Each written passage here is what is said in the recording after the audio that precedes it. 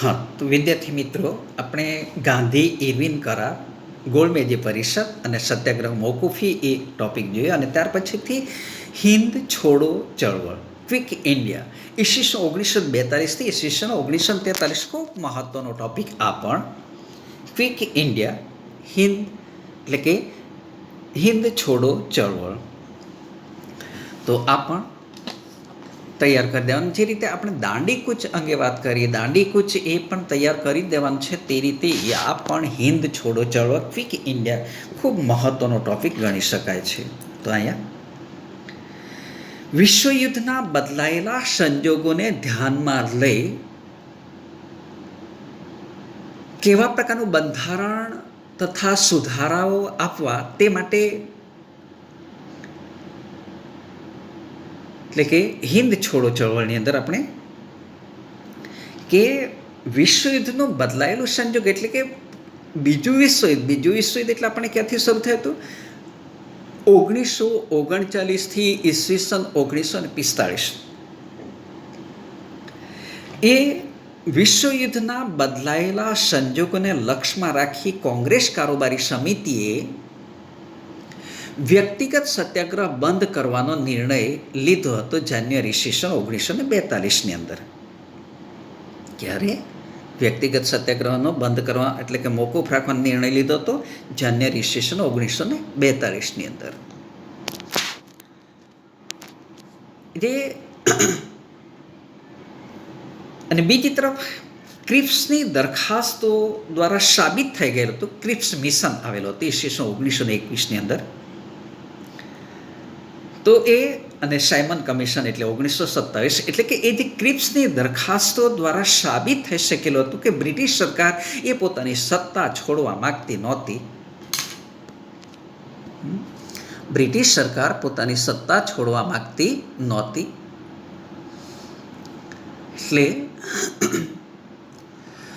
એટલે કે હિન્દુસ્તાને સ્વરાજ્ય આપવાનો એનો ઈરાદો નહોતો. હિન્દુસ્તાનના લોકોને છેતરવાનો પ્રયાસ કરે છે એમ ભારતીયોને લાગતા, હિન્દુસ્તાનીઓ લાગતા હતાશ થયા, રોષે ભરાયા અને ગાંધીજી એ પ્રજાની નિરાશા દૂર કરી એક નવી જ આખરી લડત શરૂ કરવા માટે લોકોને તૈયાર કર્યા. મુંબઈની અંદર કોંગ્રેસ મહાસમિતિની બેઠકમાં ગાંધીજીની આગેવાની હેઠળ 8મી ઓગસ્ટ ઈસવીસન 1942ની રાત્રે, ફરીથી યાદ રાખો, જે 9મી ઓગસ્ટ ઈસવીસન 1942ની મધ્યરાત્રિ,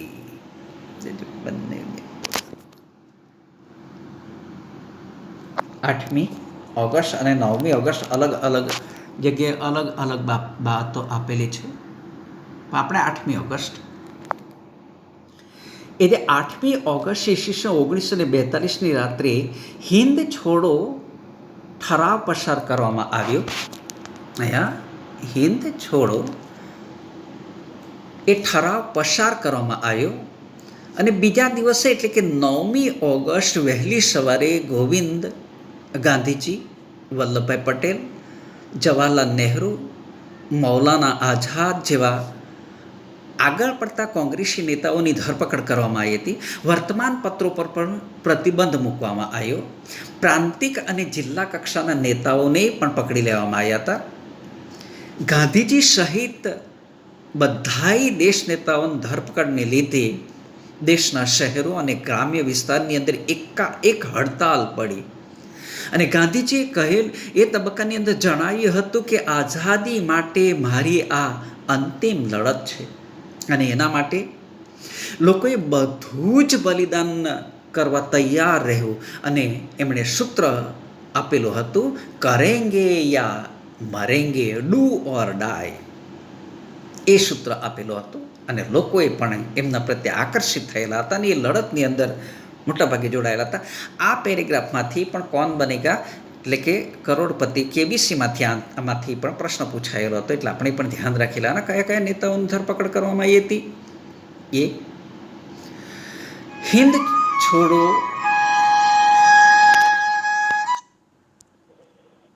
હલો હલો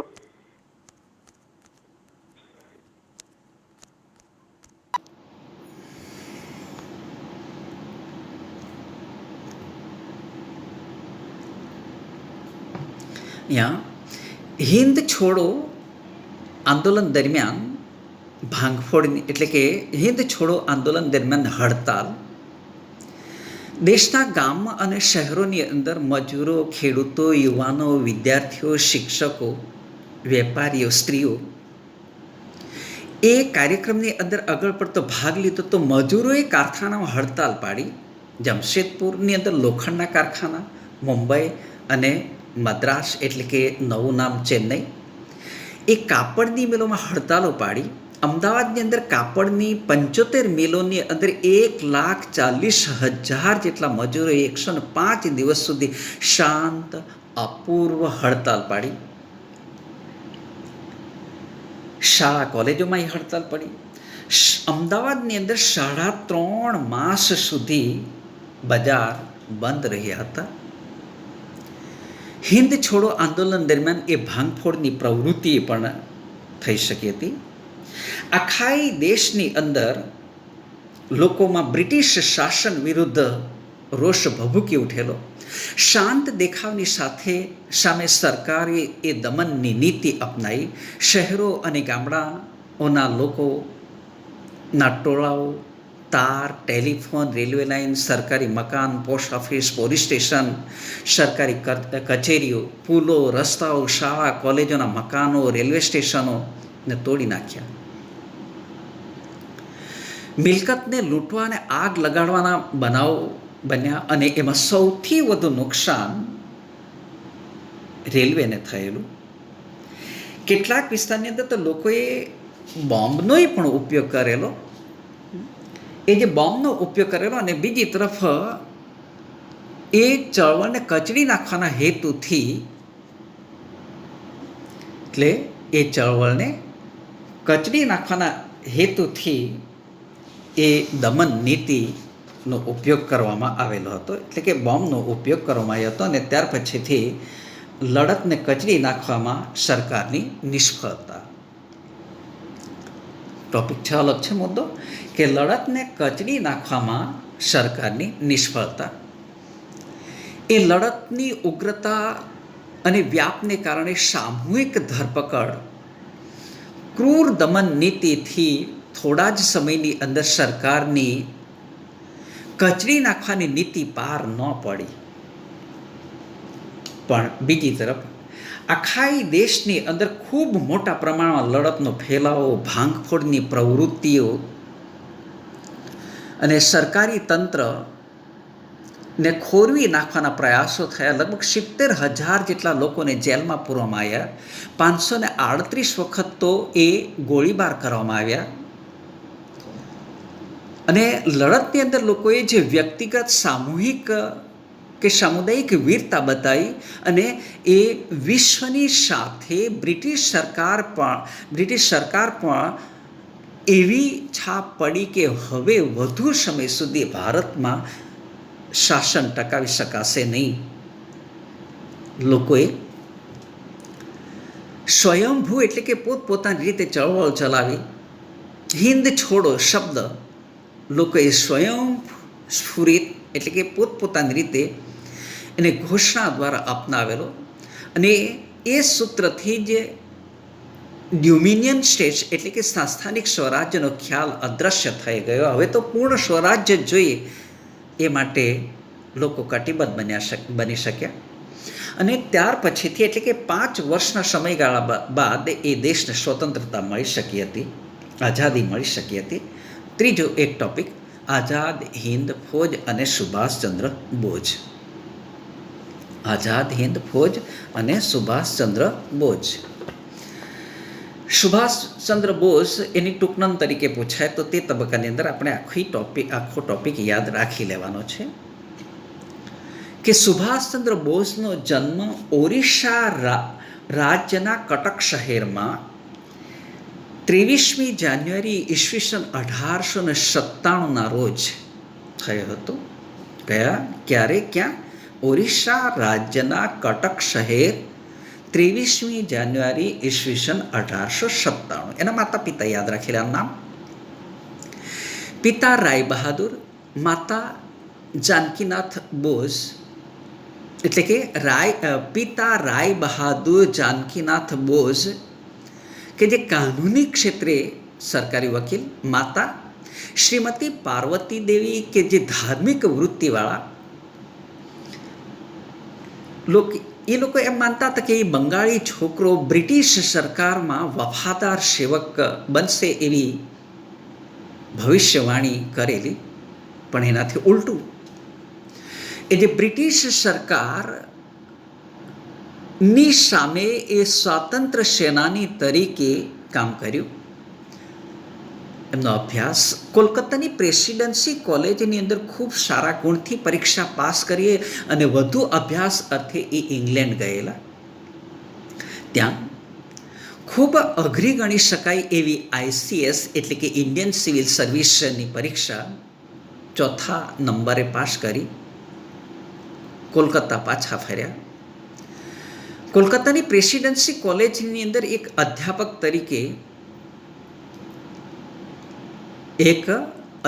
તરીકે ઓટ દ્વારા રંગભેદની નીતિ અને ભારતીય વિદ્યાર્થીના અપમાનજનક વર્તન,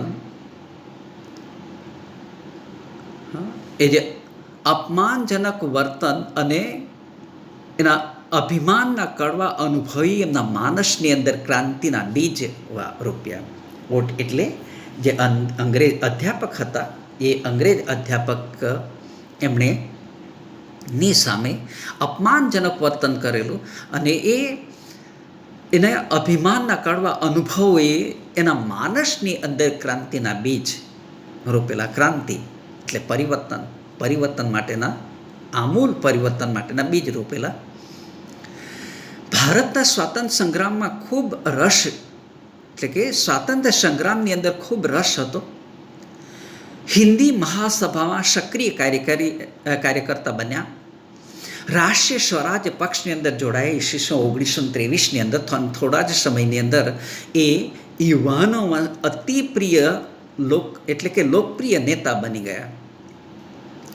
સવિનય કાનૂન ભંગની લડતની અંદર એ ભાગ લીધો.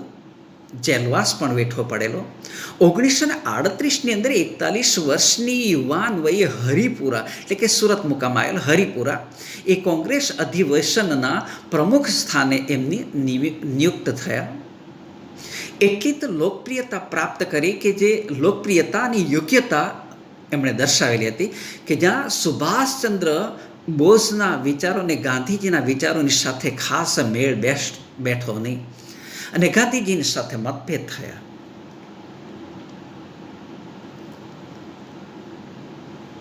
ત્યાર પછીથી કોંગ્રેસ છોડી અને ફોરવર્ડ બ્લોક નામના નવા જ રાજકીય પક્ષની સ્થાપના કરી.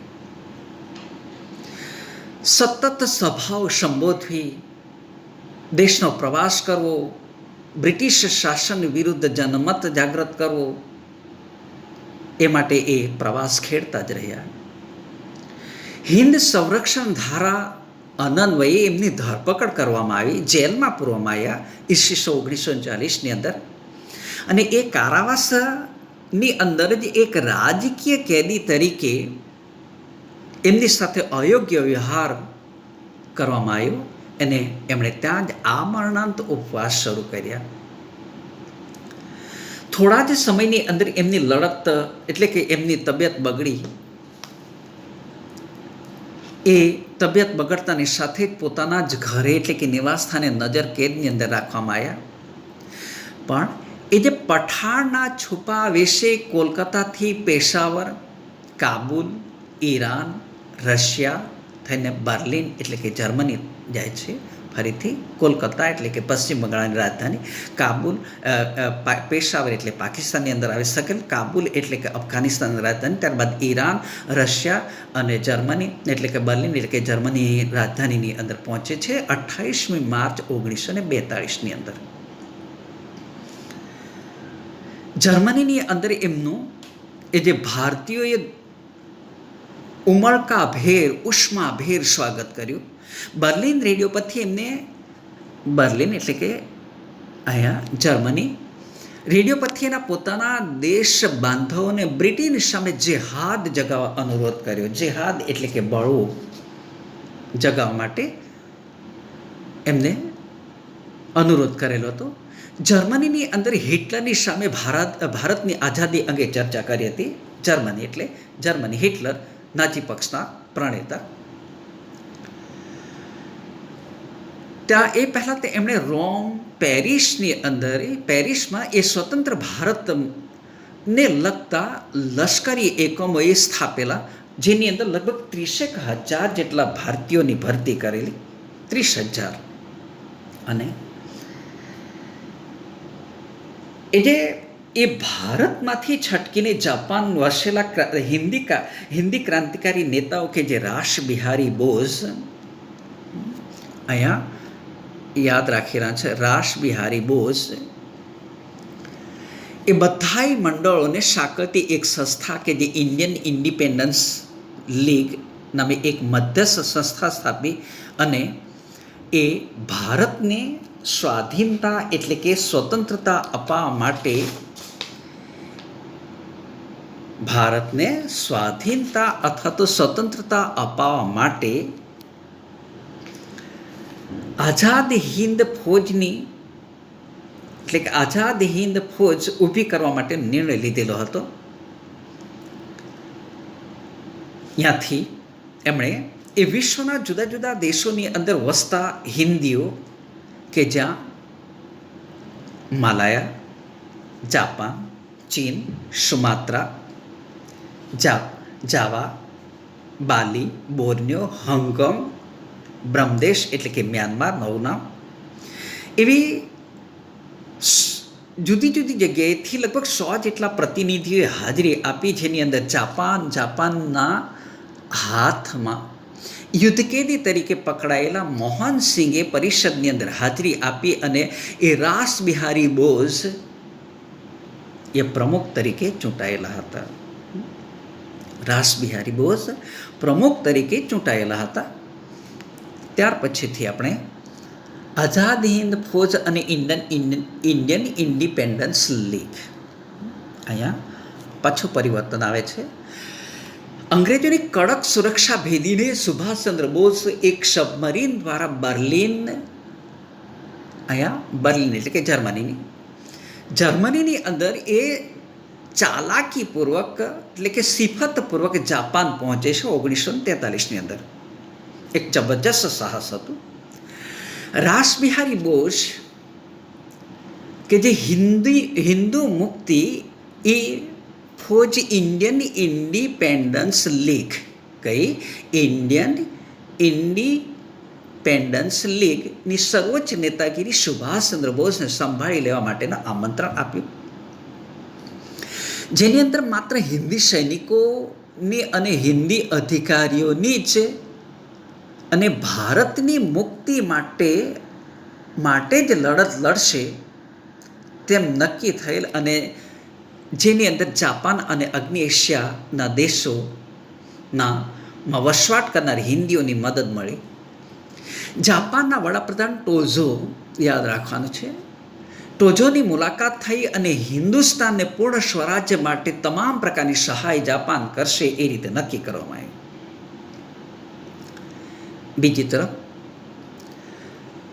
જાપાનીઝ લશ્કર હિન્દુસ્તાન એટલે કે હિન્દમાં જેમ જેમ આગળ વધે તેમ તેમ કામ ચલાવ સરકાર સ્થાપી ત્યાંનો વહીવટ એમને સોંપી દેશે અને જાપાન એમને માન્યતા પણ આપી દેશે એ રીતે નક્કી કરવામાં આવ્યું. ત્યારબાદ એટલે સુભાષચંદ્ર બોઝ જાપાનથી સિંગાપુર ગયા 2 જુલાઈ ઈસવીસન 1943ની અંદર. 2 જુલાઈ 1943 જ્યાં સર્વસંમતિથી 4 જુલાઈ ઈસવીસન 1943ની અંદર ઇન્ડિયન ઇન્ડિપેન્ડન્સ લીગના પ્રમુખ તરીકે એની નિયુક્તિ કરવામાં આવી.